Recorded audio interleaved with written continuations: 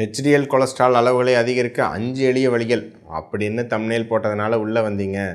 விஷயம் அது இல்லை பாஸ். வெறும் ஹெச்டிஎல் கொலஸ்ட்ராலை நம்பர் வைஸ் அதிகரிக்கிறது பெரிதாக உங்களுக்கு பயன் தராது. ஓவரால் உங்களுடைய ஹெல்த்து தான் முக்கியம். அது என்ன அப்படின்னு யாருமே சொல்லாத ஒரு தகவல்களை உங்களுக்கு முதல் வாட்டி சொல்கிறேன். விவரமாக இந்த காணொளி முழுசாக பாருங்கள், விஷயம் புரியும்.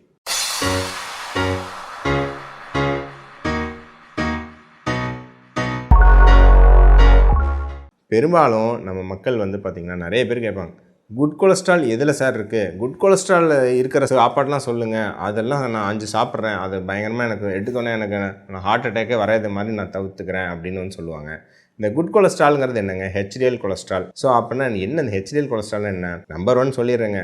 குட் கொலஸ்ட்ரால் அப்படிங்கிறது நீங்கள் நினைக்கிற மாதிரி எந்த ஃபுட்டுலேயும் இல்லை பாஸ், சரிங்களா? ஏன்னா அது நம்ம உடம்பில் உருவாகிற ஒரு பொருள், சரிங்களா? நீங்கள் நினைக்கிற மாதிரி நட்ஸ்லேயோ அல்லது ஏதோ ஒரு உணவுப் பொருள்லையோ இந்த குட் கொலஸ்ட்ரால் இருக்குது, ஸோ இந்த பொருள் சாப்பிட்டா அப்படியே இந்த குட் கொலஸ்ட்ராலாக உள்ளே போயிடும் அப்படின்னா அப்படிலாம் எதுவுமே இல்லை. ஹெச்டிஎல் கொலஸ்ட்ரால்ங்கிறது உடம்புல உருவாகிற ஒரு கொலஸ்ட்ரால். இது ரிவர்ஸ் கொலஸ்ட்ரால் டிரான்ஸ்போர்ட் அப்படிங்கிறதுக்கு ஹெல்ப் பண்ணுது. அப்படின்னா எல்டிஎல் அப்படிங்கிற கொலஸ்ட்ரால் நம்ம கல்லீரலிருந்து நம்ம எல்லா கோடான கோடி செல்களுக்கும் கொலஸ்ட்ரால் முக்கியமாக நம்ம செல்களுக்கு தேவை, அதை கொண்டு போய் சப்ளை பண்ணுறதுக்கு உதவி பண்ணுது. அதோட வேலை உங்களுக்கு எல்டிஎல்ங்கிறது ஹார்ட் அட்டாக் வர வைக்கிறது இல்லை, வேறு நிறைய முக்கியமான அதுக்கு ஃபங்க்ஷன் இருக்குது, அதுக்கு தான் எல்டிஎல் இருக்குது. அதே மாதிரி மிச்சம் இருக்கிற கொலஸ்ட்ரால் நம்ம ரத்த குழாய்கள்ல இருந்து நம்ம லிவருக்கு கொண்டு வர வேலை தான் இந்த ஹெச்டிஎல். ஸோ இந்த ஹெச்டிஎல் அளவுகள் நல்லா இருந்தால் உங்களுக்கு இந்த ரத்த குழாய்களில் மிச்ச கொலஸ்ட்ரால் படியாது. ஸோ அதனால் அது நமக்கு ஓவராலாக ஹெல்த்து இம்ப்ரூவ் பண்ணும், ஹார்ட் அட்டாக் ரிஸ்க்கை குறைக்கும் அப்படிங்கிறது தான் பொதுவாக இருக்கக்கூடிய ஒரு நம்பிக்கை. ஸோ அப்போது காலங்காலமாக ஒரு பக்கம் இந்த கெட்ட கொலஸ்ட்ரால்னு சொல்லக்கூடிய எல்டிஎல்லை குறைக்கிறதுக்கு நிறைய மக்கள் முயற்சி பண்ணிட்டு இருக்காங்க. இன்னொரு பக்கம் இந்த ஹெச்டிஎல் கொலஸ்ட்ரால் அதிகம் பண்ணுறது எதுவும் மருந்துலாம் எதுவும் இல்லையே அப்படின்னு நிறைய பேர் நீங்கள் யோசிக்கலாம். அதுக்கே மருந்தே இல்லை, இது குறைக்கிறதுக்கு மருந்து இருக்குது, அதுக்கு ஒரு மருந்துட்டா 2 மாத்திரையும் நான் சாப்பிட்டு போவேனே பாஸ் அப்படின்னு நீங்கள் நினைக்கலாம். ஆனால் விஷயம் அது இல்லை. ஆக்சுவலாக நிறைய ஆராய்ச்சி பண்ணி பார்த்துருக்காங்க. நியாசின் அப்படின்னு சொல்லிட்டு ஒரு வகையான வைட்டமின் B3ன்னு சொல்லுவோம். அதை ஹை டோசஸில் எடுத்தால் ஹெச்டிஎல் அளவுகள் 30-40% வரைக்கும் அதிகமாகிருக்கு.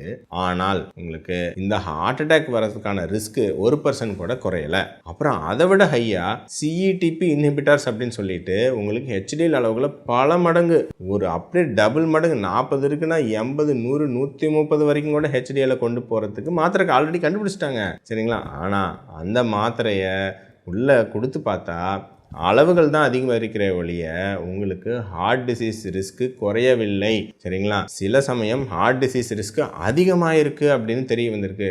இது என்ன பாஸ் பயமாக இருக்குது? ஹெச்டிஎல் நல்ல கொலஸ்ட்ரால்னு சொன்னீங்க, அதை மாத்திரை போட்டு அதிகரித்தா உங்களுக்கு ஹார்ட் டிசீஸ் ரிஸ்க் குறையிலையே, என்ன விஷயம்னு சொல்கிறேன் கேளுங்க.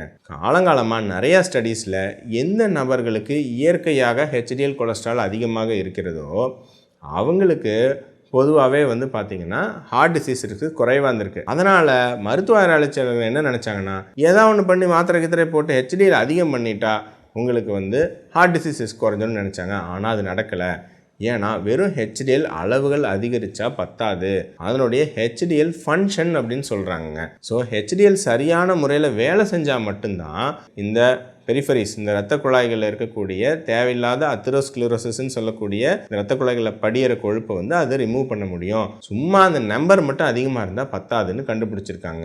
அதெல்லாம் கொலஸ்ட்ரால் எஃப்ளெக்ஸ் கெப்பாசிட்டி, அப்புறம் ஹெச்டிஎல் பார்ட்டிக்கல் டென்சிட்டி, இந்த மாதிரிலாம் நிறைய லேட்டஸ்ட் ஸ்டடீஸில் பார்க்குறாங்க. இதெல்லாம் நல்லா இருந்தால் தான் இது. ஸோ ரெண்டு நபர் இருக்காங்க, 2 பேத்துக்கும் ஹெச்டிஎல் 60 இருக்குது அப்படின்னா 2 பேத்துக்குமே ஒரே மாதிரி ஹெல்த் பெனிஃபிட் இருக்குமானா கிடையாது. யார் உங்களுக்கு உடல் பருமன் கம்மியாக, சக்கரை நோய் இல்லாமல், ஓவரால் ஹெல்த், நல்ல எக்ஸசைஸ் பண்ணுறாங்க, நல்ல ஆரோக்கியமான உணவு சாப்பிட்றாங்க, அவங்களுக்கு தான் பெட்டர் ரிஸ்க்கு உங்களுக்கு ப்ரொஃபைல் இருக்கும். ஒருத்தருக்கு 40 தான் இருக்குது ஆனால் மற்ற விஷயங்கள்லாம் நல்லா இருக்குது அப்படின்னா அவர் தான் என்ன ஹெல்த்தி. இன்னொருத்தருக்கு 60 இருக்குது ஆனால் கொஞ்சம் உடல் பருமனாக இருக்கார், அடிக்கடி ஆல்கஹால் எடுக்கிறாரு அப்படின்னா அவருக்கு ரிஸ்க் ஆக்சுவலி அதிகம் ஹார்ட் டிசீஸு. வெறும் நம்பரை வச்சு நாம் பயப்பட தேவையில்லை. முக்கியமான பாயிண்ட். சரி, டைட்டில் கார்டு போட்டு ஏமாத்துறீங்களே, ஹெச்டிஎல் அதிகமாகிறதுக்கு ஏதாவது உணவு வழி சொல்லுங்கள் அப்படின்னா சில வகையான வழிமுறைகளை ஃபாலோ பண்ணால் ஆரோக்கியமாக ஹெச்டிஎல் அளவுகளை அதிகம் பண்ணலாம். என்னென்னங்கிற சொல்கிறேன். Number 1, low carb diet, low fat diet கிடையாதுங்க. ஆராய்ச்சி பூர்வமாக எந்த உணவு முறையில் மாவுச்சத்தை குறைச்சி ஆரோக்கியமான புரதங்கள் கொழுப்புகள் அதிகம் பண்ணுறீங்களோ அதில் ஹெச்டிஎல் அளவுகள் 10-20% அதிகரிக்கிறத நம்ம பார்க்க முடியுது. இது இது நாங்கள் கண்கூடாக டெய்லி ப்ராக்டிஸில் நான் டயட்லாம் எல்லாத்துக்கும் கொடுக்கும்போது கண்கூடாக பார்த்துட்டு இருக்கிற ஒரு விஷயம். நம்பர் 2, உங்களுக்கு ஆரோக்கியமான கொழுப்புகள் இருக்கிற உங்களுக்கு இந்த ஒமேகா 3, இந்த மீன் எண்ணெய் இதெல்லாம் அதிகமாக எடுத்தால் ஹெச்டிஎல் உங்களுக்கு அதிகரிக்கலாம். ஆனால் நீங்கள் நினைக்கிற அளவுக்கு இல்லை, வெறும் 3லேருந்து 4 மில்லிகிராம் இந்த பர்சன்டேஜ் தான் அதிகரிக்கும். ஸோ பெரிய லெவல் இல்லை. அதே மாதிரி நட்ஸ் வகைகளும் வந்து கொஞ்சம் ஹெச்டிஎல் அளவு அதிகரிக்கும். அதுவும் 2லேருந்து 4 மில்லிகிராம்ங்கிறது ரொம்ப குறைவான அளவில் தான் அதிகரிக்கும். அதை விட முக்கியமான விஷயம், ஒரு சைடு ஃபேக்டரு, ஆல்கஹால் எடுத்தால் ஹெச்டிஎல் அதிகம் ஆகும். இன்னும் அப்படின்னா சூப்பர் பாயிண்ட் டாக்டர் அப்படின்னு நீங்கள் நினைக்கிறது புரியுது. ஆனால் ஆல்கஹால் எடுத்து ஹெச்டிஎல் அதிகம் பண்ணால் உங்களுக்கு ஹெச்டிஎல் கொஞ்சம் அதிகமாகுமே ஒழிய, ஆனால் cardiovascular risk, heart disease risk actually அதுவும் சேர்ந்து அதிகமாகிடும். ஸோ அதனால் அது ரிஸ்க்கு. இந்த மெத்தடை ட்ரை பண்ணாதீங்க. இன்னொரு ஹெல்த்தியான மெத்தடு லோ கார்ப் டயட் மாதிரி நான் சொன்னது, நல்ல உடற்பயிற்சி. சரிங்களா, நல்ல ஒரு நாளைக்கு 30லேருந்து 45 நிமிஷம் நடைப்பயிற்சி, அதோடு சேர்ந்து அப்பப்போ ஒரு வாரம் 2-3 நாள் தசை கூட்டும் பயிற்சி, ஸ்ட்ரென்த் ட்ரைனிங், இது பண்ணிங்கன்னா இயற்கையாக உங்களுக்கு ஹெச்டிஎல் அளவுகள் 10லேருந்து 15 மில்லிகிராம் பர்சன்டேஜ் வரைக்கும் அதிகமாகலாம். ஸோ எந்தெந்த மெத்தடில் உங்களுக்கு ஓவராலாக உங்கள் ஹெல்த் இம்ப்ரூவ் ஆகுது, ஒரு லோ கார்ப் டயட்டு, ஒரு ஆரோக்கியமான நல்ல கொழுப்புள்ள உணவுகள், அப்புறம் நல்ல உடற்பயிற்சி, இதெல்லாம் பண்ணி உங்களுக்கு ஹெச்டிஎல் அதிகம் பண்ணிங்கன்னா, மிதமான லெவலில் ஹெச்டிஎல் இருந்தால் கூட ஒரு 40 பாயிண்ட் 42 பாயிண்ட் இருந்தால் கூட நீங்கள் ஹெல்த்தி. மோசமாக கச்சமுச்சன்னு எதையோ ஒன்று பண்ணி ட்ரிங்க்ஸ் அடிச்சுட்டு ஹெச்டிஎல் 60 இருக்குங்கிறத சந்தோஷப்பட்டுக்க முடியாது. சரிங்களா, ஸோ ஹெச்டிஎல் அளவுகளை சேஸ் பண்ணுறத இனியும் நிறுத்துங்க. இனியும் இந்த ஹெச்டிஎல் அளவு சேஸ் பண்ணுறது முக்கியம் இல்லை. ஹெச்டிஎல் டீசெண்டான அளவில் இருந்துட்டு மற்ற ஓவராலாக உங்கள் ஹெல்த் ப்ரொஃபைல் எப்படி இருக்குங்கிறத பாருங்கள். ஹெச்டிஎல் நம்பரை பார்த்து ஏமாற வேண்டாம்.